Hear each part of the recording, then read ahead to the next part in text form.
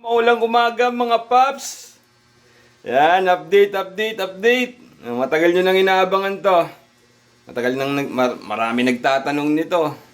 Maraming namumblema nito. Okay, LCS.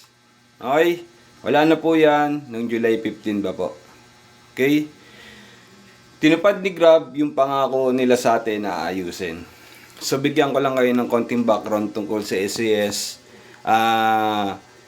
Hindi naman kasi dapat ganyan yung mangyayari, no? Yung loco ship na yan o yung tinatawag niyong priority. Yung manager kasi na gumawa niyan, nag-resign na. So napabayaan yan. Hindi lang siya talaga ganun kadali na ayusin o tanggalin dahil nga system po yan. Kaya unti-unti po nilang ginagawa ng paraan. Ngayon, tapos na. Pinakinggan ni Grab at yung pangako niya ay tinupad niya. So, ako lang naman, yung pinagdudahan na nabayaran. Ay, nako po. Mga paps, tiwala muna bago hinala. Ngayon, eto na. Ginawa ni Grab yung pangako niya.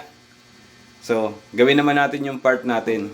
Ibigay natin yung best natin bilang mga rider. Tulad nga ng sinabi ko sa inyo, hindi ako against kay Grab. Actually, ito ay mahal kong trabaho. Mahal ko bilang Grab food rider. Nag-raise lang talaga tayo ng mga problema. Ngayon pinakinggan na ni Grab at narinig na ni Grab, ginawa ng paraan. So wala na tayong reason para pa mag-comment ng kung ano-ano. Okay? Magbigay naman tayo ng magagandang rason kung bakit kailangan nating pagbutihan. Dahil maraming ginagawa si Grab na para sa mga rider. Hintay-hintay lang po. Hindi po talaga kasi ganun kadali. Lahat po ay dumadaan sa proseso. Kaya mas magandang maghintay. Okay? So, aras mga papi, maraming salamat po sa mga nagtiwala at sa nagduda sa aking kakayahan.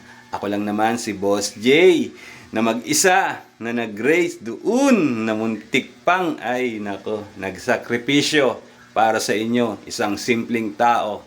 Okay? Boss J, let's go!